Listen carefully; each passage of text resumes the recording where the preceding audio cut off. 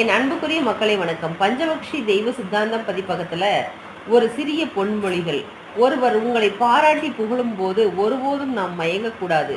அது ஒரு போதை என்பதை நாம் தெரிந்து கொள்ள வேண்டும். அந்த போதை அறிவையும் மழுங்கச் செய்யும், நம்மளுடைய சிந்தனைகளையும் மழுங்கச் செய்யும். வஞ்சனை, சூது, வாது, குரோதம், துரோகம் இதெல்லாம் நமக்கு நாமே பறித்து கொள்ளும் மிகப்பெரிய ஒரு குழியை தோன்றக்கூடிய ஒரு மிகப்பெரிய ஆயுதம். நமக்கு நாமே குழியை ஏன் பறித்து கொள்ள வேண்டும் என்பதை சற்று சிந்தித்து கொள்ளுங்கள்.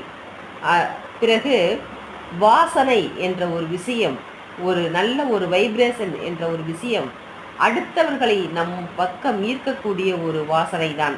வாசனை நாம் அமைதியாக இருந்தாலும் நம்முடைய செயல்களை இயக்கக்கூடிய மிகப்பெரிய ஒரு ஆயுதம் வாசனை. இன்னும் தெய்வ ஆற்றலை பற்றி உள்ளது, வாருங்கள்.